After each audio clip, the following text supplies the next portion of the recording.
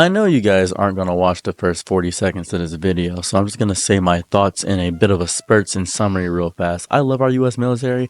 I think they're amazing. I love the fact that we have insane U.S. might. When it comes to Army force, I think we are outstanding. When it comes to militant force, I enjoy that indefinitely. I do think that the military does deserve a parade for the beauty of protecting our country from foreign threats in totality. I think it is an amazing thing to have a great display of force. I think it is fun, especially when we are the cause of a lot of it. I think it's super cool to have that when we play Big Brother to a country. I love our veterans. I love the people that protect our country. I think they're amazing. I think risking your life for something you care adamantly about is beautiful. It gives you purpose, much like an ant.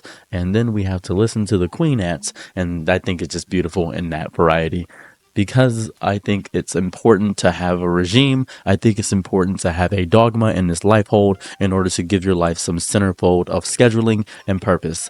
However, the military parade that was displayed literally yesterday was not that. I think it was a disaster. I'm not talking about the turnout. I'm not going to talk about the people that did or did not show up. There were a drastic amount of protests. As a matter of fact, if you look on screen right now, you will see that I was at one of the No Kings protests to represent the aspect of us being against the oligarchy that is slowly forming within America of the most powerful rich and Donald Trump proving that he feels as though he himself is a king.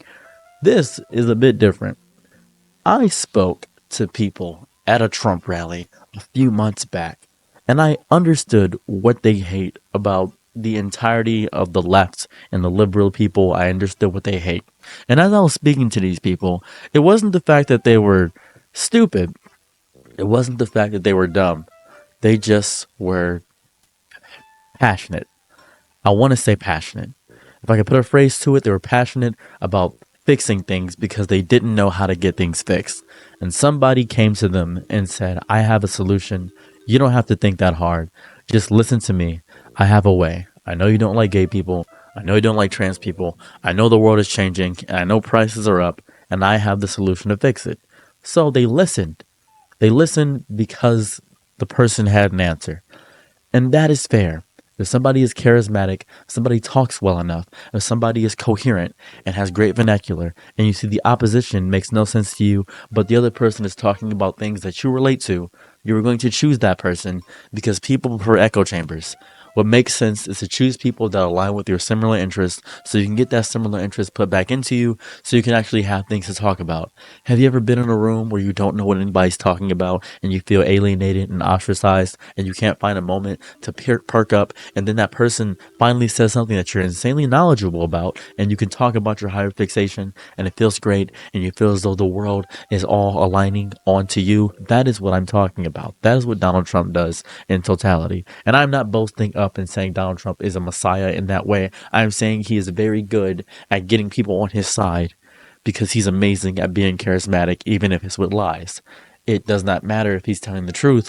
All that matters is that people are listening. And that is the most important thing when it comes to politics. Getting people to hear your argument and agree with your argument and have the other side look stupid as opposed to what you are.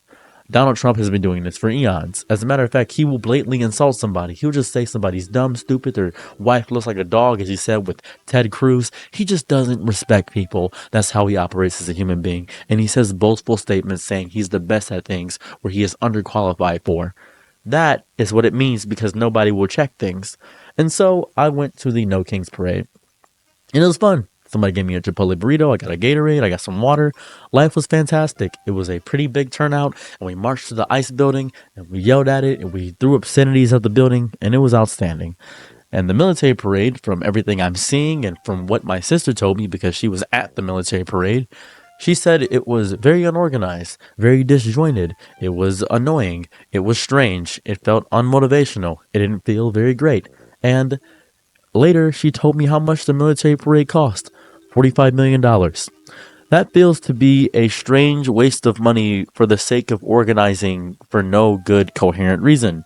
You can't just push the military around wherever you want to. You can't just do things with preemptive nonsense. You can't just do whatever you want. And this is why people feel like he's positioning to be a king because he's doing whatever he feels like and wasting money willy nilly. We should be budgeting because we can't be wasting things on parades and showing might and showing the rest of the world things. It makes us look stupid. I know it's amazing to have your military represented, to have the forces shown, and other countries do it. North Korea does it when they have organizations and things of that variety. Russian militaries do it to show the militant force of things, and America's doing it now in order to have a pissing contest, a dick measuring contest with the rest of the world. And it feels sad. It doesn't feel respectful. It doesn't feel fun to do so. It doesn't feel as though we're accomplishing anything. It just feels as though we're doing it for the sake of doing it. To waste $45 million on a parade, to waste $45 million of the U.S. Army's time, to waste a 3-hour interval, 45 million, 3 hours, that is insane. You could have done so many more lucrative things with that money. We were already in a crazy amount of debt. We were already just unsure of what's next, what comes to this country, and you choose to do 45 million in a day, not even a whole day, in 3 hours is what was happening. That feels irresponsible, it feels disgusting, it feels psychotic, it feels stupid to do so. And on this day, everybody was protesting all around the country. Everybody just had organized protests. And you know what the beautiful thing about those protests happened? They weren't violent. Haven't heard many stories about the protests getting violent.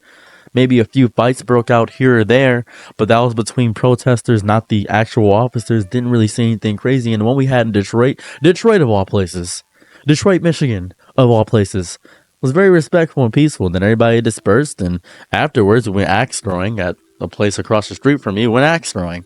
Pretty nice time. Had a pretty cool time. I didn't have an issue with anything that I did. It was nice. Later in the night, I'd end up going on Discord, talking to my friends about it. No issues, no rubber bullets being shot at me. It was outstanding. It was fun. And I'm pretty sure it didn't cost $45 million. I'm 100% positive it didn't cost that much. We were organized, we were well, we marched, and we protested. Because that's what happens. And I'm not sure how Donald Trump feels. I really don't care about how he feels. What I more so care about is why he's doing this. What is the actual reasoning behind this? Yes, it was his birthday, and it so happened to land on his birthday. Oh, we're celebrating all these years of the military. This is the anniversary of the military. And that's pretty cool that the military was formed. The 14th was the 14th of June, 14th of June, 250 years ago. That's amazing. That's outstanding. I'm happy that we have an anniversary for our military. I'm happy we can represent our veterans in a way that is respectful to them. But I spoke to veterans, some that show up at the No Kings rally. I spoke to them. They were educated, they were well-spoken, they were active, and they said they got their medals, they got their honors. They know that they are loved and respected because they see a thankful America every single day. They see a thankful country, living, loving, and smiling, free from oppression. But the oppression is happening from the inside. The corruption is happening from the inside of people, is what's going on. I hate critiquing politics because I feel like I don't know much about it. But I feel like every time I learn more about it, I discovered that it is very thin, that the entire kingdom, the entire country is built on bamboo stilts at best, and we are holding on by a slim thread, a very slim thread overall. And it feels disgusting to even have this. It feels rancid. It feels like I'm being berated by having knowledge. It feels idiotic to know things. And it makes me understand why a lot of people choose ignorance over knowledge, because it makes them sad and depressed. Because the more you learn, the more you see the strings be unfolded and unraveled in front of you, as if you are seeing the puppeteer control the puppet, but you're listening to the puppet despite seeing the strings, and you just continue to do so. It's stupid. The military parade was a disgusting, stupid, insane, weird, nonsensical disaster. And I've seen Twitter threads pop up talking about it, critiquing it. I've seen footage all around seeing the massive, less than great turnout. I've seen nobody show up for it. I've seen reports of, oh yeah, 250,000. Actually, you had about 20,000. It seems to be an exaggerated number of people that showed up. And it's just people that are very dedicated to Trump. And I'm happy he has this following. That's so good for him. But the entire world is looking at you right now. It's not happy. Where are the 90 deals in 90 days? What happened to that? What happened to every promise that you said was going to happen? Nothing is moving, nothing is shaking, and every time a move is made, the world shudders at whatever it is. This feels stupid, it feels disgusting, and it feels childish and churlish. This is dumb. I hate this. Fix it. Don't say you're going to fix it. Fix it. Yesterday, I gave my entire meal from a restaurant to a homeless man. I did not record this action that I did. I simply gave my meal to a homeless person. And then when I gave it to the homeless man, his friend said, "Do you have any more food?" I said, "No, but I can go get some." So I walked to the corner store in downtown Detroit, spent $72, and then fed a bunch of homeless people a bunch of random assortments of food that I thought they would enjoy that I thought they didn't get to eat with some water. That's what I did. Did I record this? Nope. Just did it. I fixed it. I did exactly what I needed to do. I didn't tell anybody about it. I didn't speak up about it. I didn't record it for views or anything of that variety. I just did it because I felt like it. When you are compelled to do something that is great for others, you are compelled to do it not for the glory of it, but for the fact that it is good for others. That is what it means to be kind. That is what it means to lead. That is what it means when great power comes with great responsibility. And the great power that is being besieged upon Trump is not being handled with any semblance of responsibility. This is stupid. It's dumb. And I hate living here at this point. This is stupid. I hate it. But enough depressing talk. I'm going to eat some creamsicle Captain Crunch. Good day for me. Have a good day. Bye.